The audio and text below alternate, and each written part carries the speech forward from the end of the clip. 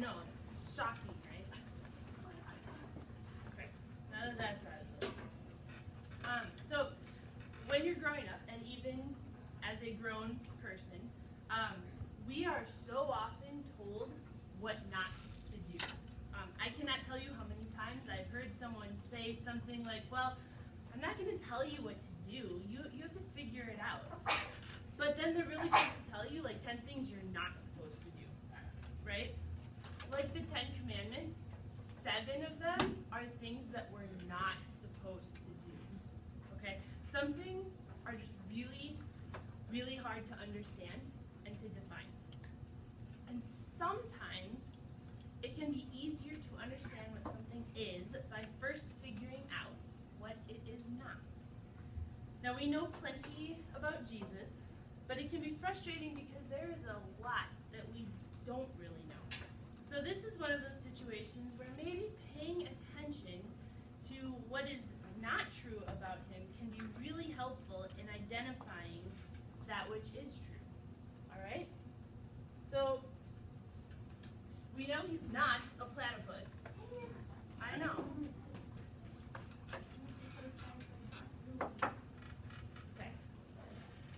That says platypus. Oh, just wait. Okay. All right. Jesus, we know that Jesus was not like going back and forth between being God and human. He was like always God and human. So it wasn't back and forth.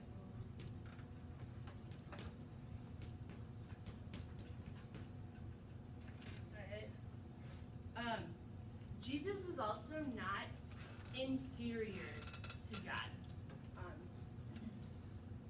Because Jesus was God, right? So he was not inferior.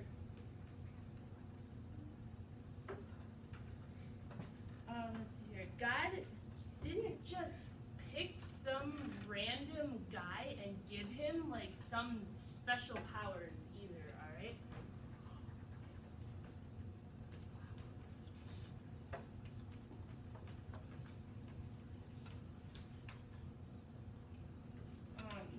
And then Jesus was not just like a spirit that appeared to be human. Jesus was human.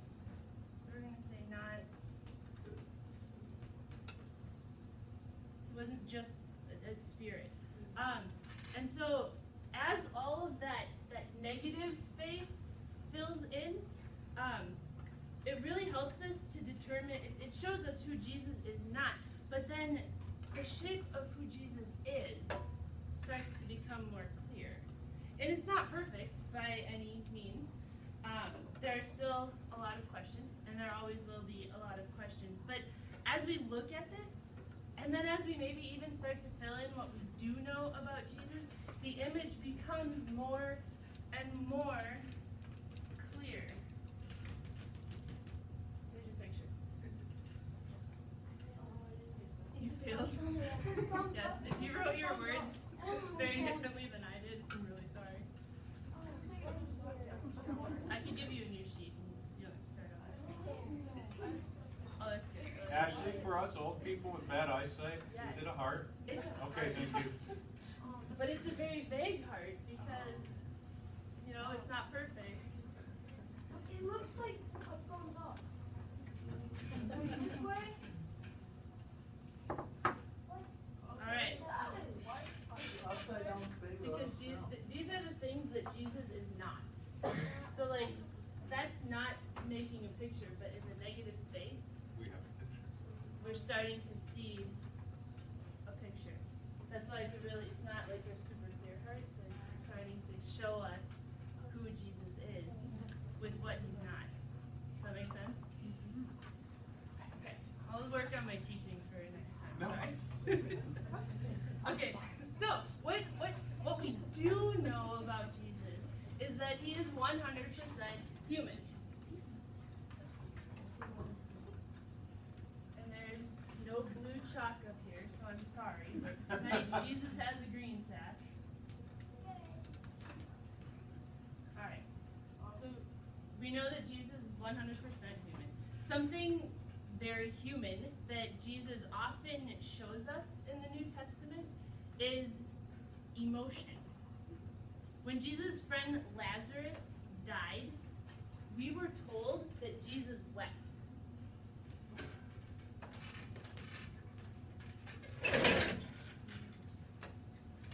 He cried. Tears actually fell from his eyes. He found himself grieving the loss of another human being. Jesus also needed to eat food and drink water.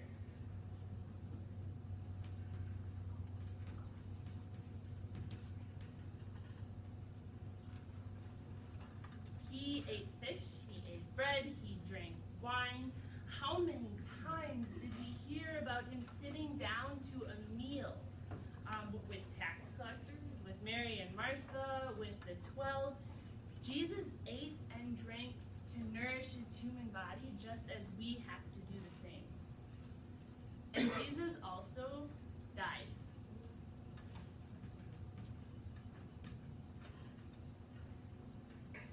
His body was mutilated in one of the worst possible ways. He was deprived of food and drink. They hung him there until his legs were broken and the air no longer filled his lungs. He died like a human being. He was human. He died.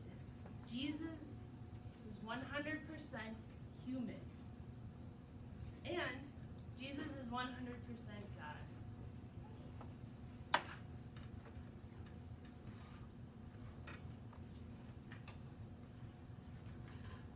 We like to draw God, well, I like to draw God as a cloud, so there you go. Jesus performed miracles.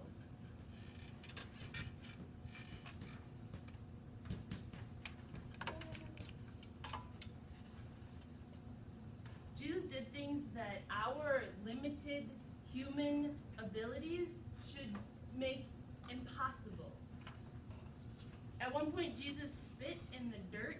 He rubbed that on a blind man, and when he washed it off, he could see. His vision was restored.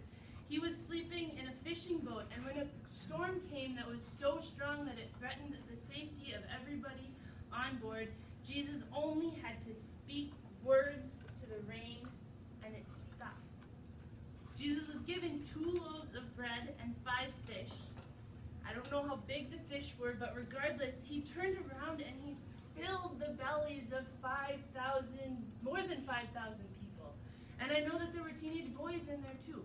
And they were full.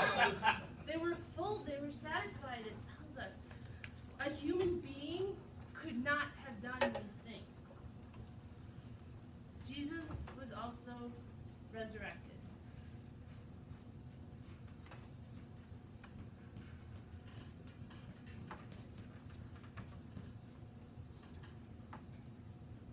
After being wrapped up and treated just like any other human is after they die, he was placed in a tomb.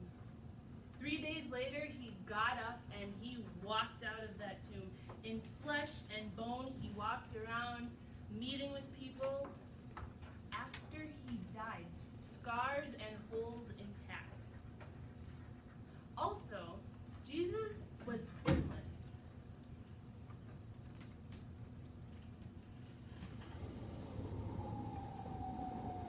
He lived 30-something years, walking around, teaching people things, getting into trouble with authority, but he never screwed up. We know that as humans, we cannot achieve that. And so we know that Jesus was 100% God. Makes perfect sense. 100% plus 100% equals Jesus. Okay. Alright. I told you I wasn't very good at math. So. If we zoom out just a little bit, and if we can, for a moment at least, set down that struggle that your brain is having right now, at least mine is, with comprehending that idea that Jesus is all human and all God at the same time, we might realize the truth that God made this choice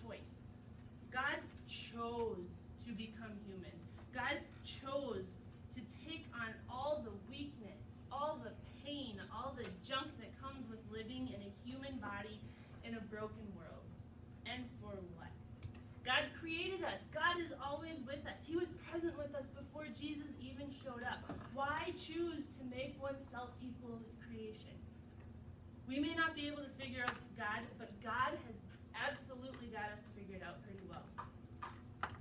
My parents are wonderful, beautiful people, especially if they watch this later. They're really great. They're really supportive. But sometimes I have a hard time believing them when they tell me things like, "You've done a great job." When I went off to college, I was the first generation in my family to do that, and so they were overwhelmingly proud of me for going. But when I would call home looking for advice or looking for support or consolation about a class I was taking or a paper that I had to write or how stressed I was with everything that I was juggling, I didn't feel like they always understood. I know that they understand stress and that they get how college works. They knew that I lived on a floor with like 50 people in really tight quarters and so on and so forth. But because I knew that they had never gone through that, they never had to cram just the right amount of classes into 4 years, even though some professors only taught them every other year. They never had to write and deliver speeches in front of an audience every week for a whole semester. They never had to figure out how to get their lab work done between practices and meetings. And there's all these little things, but they add up to this really just unique and complicated world. And to try and talk to people who have never actually been there, done that, it was unsatisfying. They don't get it. There was a disconnect that I felt because I just knew that they couldn't really relate. And so I ask you, when have you tried to be something that you are not so that someone would listen to you, so that someone would trust you, so that you would be accepted, so that you might fit in? There's a reasoning behind all this. There's a reason that humans do this. It's because being understood and feeling understood is really valuable. And when you can find someone that's been through what you're going through, or even something kind of sort of close, there's a stronger connection. There's a bigger potential there for trust that just couldn't otherwise be there.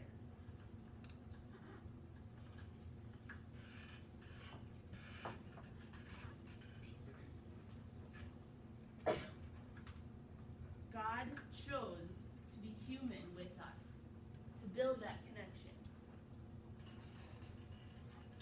Ooh, it is really tall.